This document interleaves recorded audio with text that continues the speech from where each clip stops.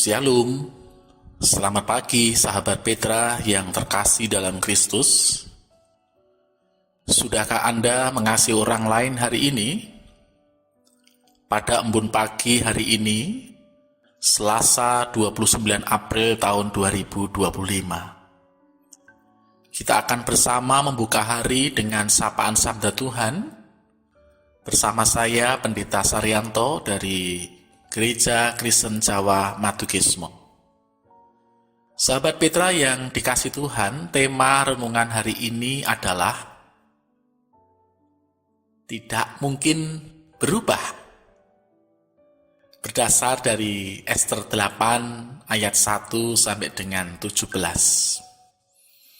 Sahabat Petra yang dikasih Tuhan, mari sebelum kita bersama-sama mendengarkan firman-Nya, terlebih dahulu bersama-sama kita berdoa. Mari kita berdoa. Pagi ini kami datang kepadamu, ya Aba, ya Bapa. Sungguh kami mengucap syukur untuk penyertaan dan berkat-Mu. Dan sebentar lagi kami akan mendengarkan sabda Tuhan. Biarlah sabda tersebut akan memelihara kehidupan kami. Kami sambut sabda-Mu dengan penuh sukacita. Haleluya. Amin. Sahabat Petra yang dikasih Tuhan, bacaan kita pada pagi hari ini cukup panjang ya. Saya hendak membacakan dari kitab Ester 8 ayat 1 sampai dengan 17. Sahabat Petra bisa menyimak dari rumah masing-masing. Dengan judul perikop, perintah raja yang menguntungkan orang Yahudi. Pada hari itu juga Raja Ahasweros mengaruniakan harta milik Haman, seteru orang Yahudi, kepada Ester sang ratu dan Mordekai masuk menghadap raja. Karena Ester telah memberitahukan apa pertalian Mordekai dengan dia. Maka raja mencabut cincin meterai yang diambil daripada Haman, lalu diserahkannya kepada Mordekai, dan Mordekai diangkat oleh Ester menjadi kuasa atas harta milik Haman. Kemudian Ester berkata lagi kepada raja sambil sujud pada kakinya dan menangis memohon karunia-Nya, supaya dibatalkannya maksud jahat Haman, orang Agag itu, serta rancangan yang sudah dibuatnya terhadap orang Yahudi. Maka raja mengulurkan tongkat emas kepada Ester, lalu bangkitlah Ester dan berdiri di hadapan raja, serta sembahnya.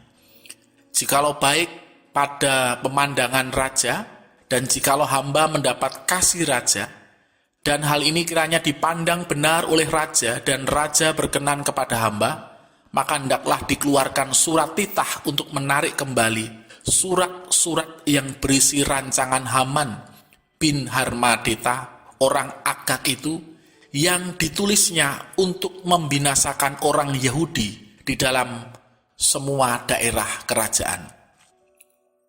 Karena bagaimana hamba dapat melihat malapetaka yang menimpa bangsa hamba, dan bagaimana hamba dapat melihat kebinasaan sanak saudara hamba?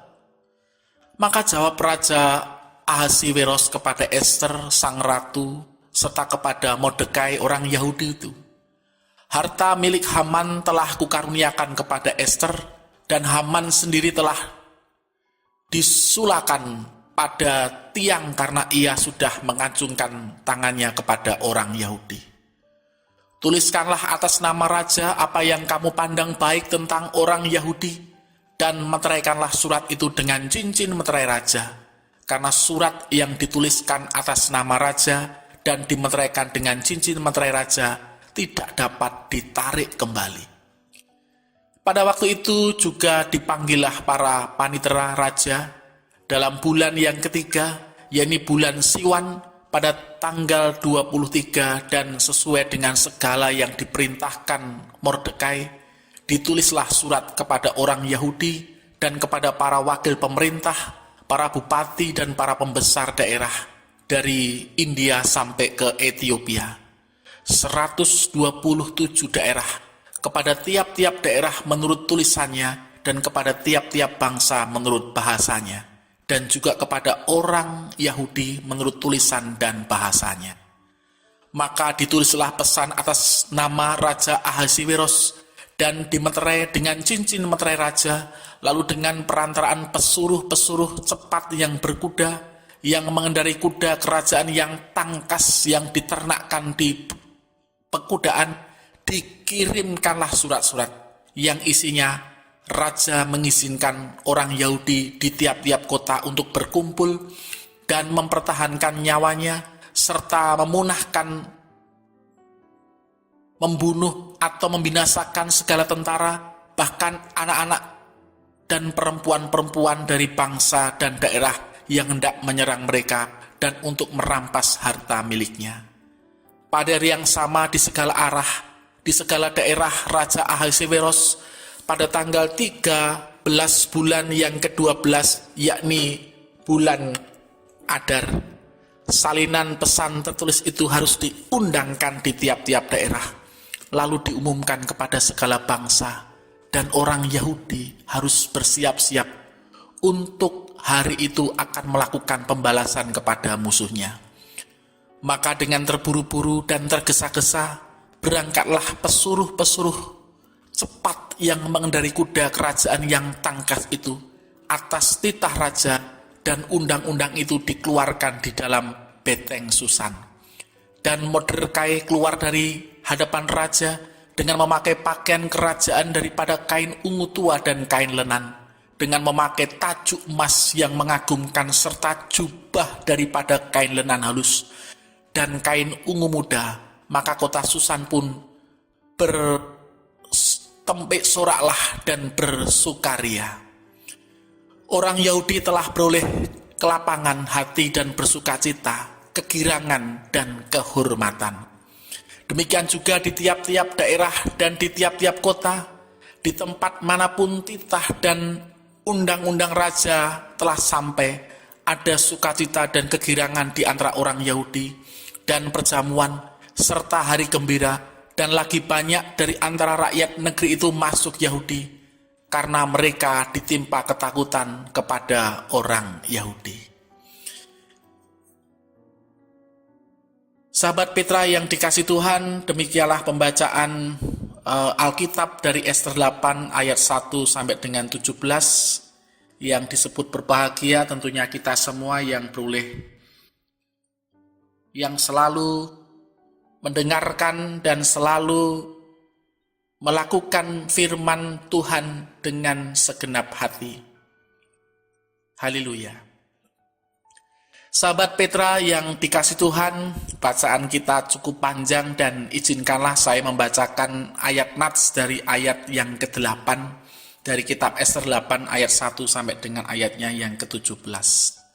Ester 8 ayat 8, tuliskanlah atas nama raja-raja apa yang kamu pandang baik tentang orang Yahudi, dan meteraikanlah surat itu dengan cincin meterai raja, karena surat yang dituliskan atas raja dan dimeteraikan dengan cincin meterai raja tidak dapat ditarik kembali.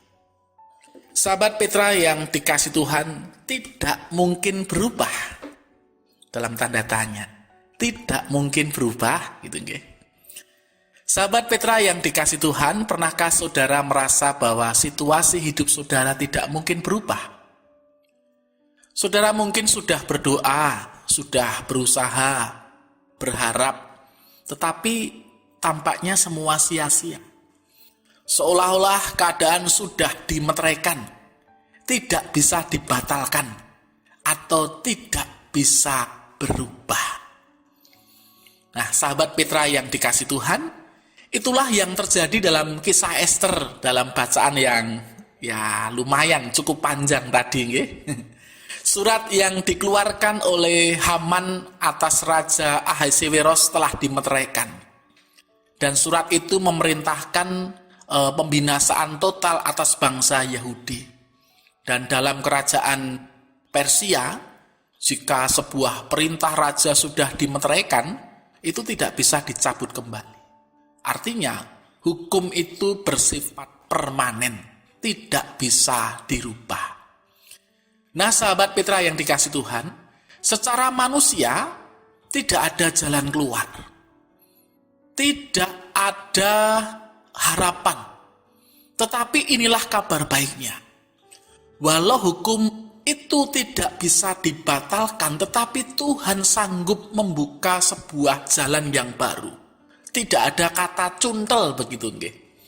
Lewat hikmat dari Tuhan, Mordekai dan Ester menulis surat baru juga atas nama raja dan dengan materi yang sama yang kemudian memberi izin kepada orang Yahudi untuk membela diri dan menyelamatkan diri mereka dari serangan.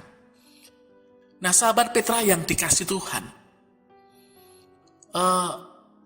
lalu bacaan ini kalau kita kaitkan dengan kehidupan kita bagaimana gitu? Apa artinya bagi kita hari ini? Gitu. Tentu ada sebuah pembelajaran. Yang pertama adalah Tuhan tidak selalu membatalkan masalah, tetapi Dia memberikan jalan baru. Nah, sahabat Petra yang dikasihi Tuhan, terkadang bahkan sering doa kita tidak langsung membuahkan perubahan yang kita harapkan.